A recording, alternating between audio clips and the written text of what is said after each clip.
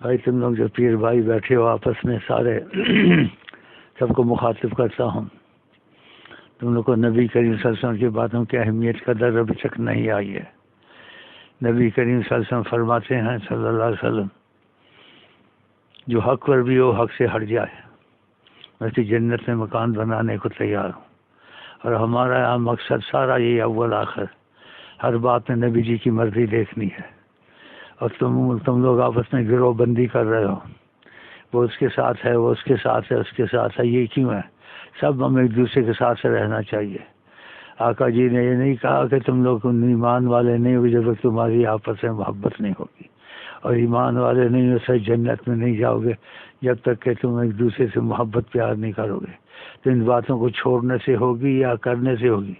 تو اگر مرضی نبی کریم آپ لوگوں کو چاہیے ان کی مرضی پہ چلنا ہے تو جنہوں نے ایسے کیا ہے کچھ صدقہ نکالیں اور توبہ کریں، آئندہ ایسی باتوں میں غیبت میں، چاہے سچی غیبت کہتے ہیں سچی بات، سچی بات میں دخل نہ دیں، جو کرے گا وہ بڑھے گا۔ تم لوگوں نے ہر چیز میں دیکھنا مرضی مصطفیٰ کیا ہے۔ جب مرضی نبی کریم کو آگے رکھو گے تو تم سے چیزیں خود چھوٹ جائیں گی۔ تو ان کی مرضی کو آگے رکھیں، اور جنہوں نے ایک دوسرے کا ساتھ دیا ہے گروہ بندی مت کریں، سب ایک ہو کر رہیں۔ دل میں بوجھ آئے تو اس کو ہٹاؤ، شیطان کے وسوسے ہیں۔ اگر ایسے نہیں کیا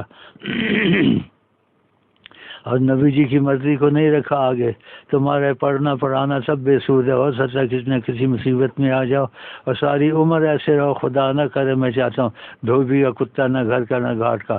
ان کی بات کی بڑی اہمیت ہے، حد سے زیادہ اہمیت ہے، جتنی اہمیت کرو تب بھی کم ہے۔ تو ہماری مرضی خود ذاتی بھی نہیں ہوتی، ہم جو بات یہاں کسی کو بتاتے ہیں سمجھاتے ہیں تو نبی جی کی مرضی کو سوچ کے سمجھاتے ہیں، اپنی مرضی سے نہیں کرتے ہیں۔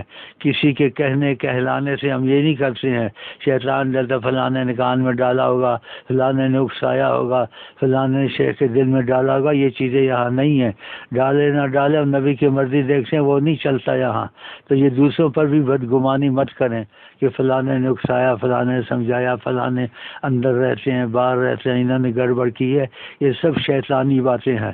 تو ان سے دور رہو اور نبی کریم کی بات کو ترجیح دو، اور ایک دوسرے سے محبت کی کوشش کرو، اور ایک دوسرے سے گروہ بندی مت کرو، اور ایک جات باتیں دل سے نکال دو۔ شیخ اکسایا گیا، شیخ کے دل میں ڈالا گیا، یا انہوں نے کیا، کوئی کرے نہ کرے، ہم اپنی مرضی سے نبی کریم کی مرضی کو سوچتے ہیں پھر بولتے ہیں۔ یہ ہم اس پر قسم بھی کھا سکتے ہیں اور خدا کی قسم ہے۔ بتاؤ میں نے قسم کھا کے تم سے تصدیق کرانی ہے یا تمہارا محتاج ہوں میں؟ یہ قسم اس لیے کھائی تم کو شیطان وسوسے نہ ڈالے۔ ہم کسی کے اکسانے نہ اکسانے سے نہیں چلتے، ہم نبی کریم کی مرضی کو سوچ کے چلتے ہیں، ان کی مرضی سے تم کو آگے چلاتے ہیں۔ اور میں نے قسم بھی کھائی ہے، سچی کھائی ہے، اگر پھر تم لوگوں نے آپس میں ایسے کیا نا تو جو کرے گا اس کا بیڑا غرق ہوگا، اچھے ترے گا نہیں، کیونکہ وہ بے ادب ہے۔ اور کہتے ہیں جو اتنا بڑا بے ادب ہو جائے تو پھر ہم کہتے تو نہیں ہیں لیکن کہتے ہیں حرامی میں ادب نہیں ہوتا ہے۔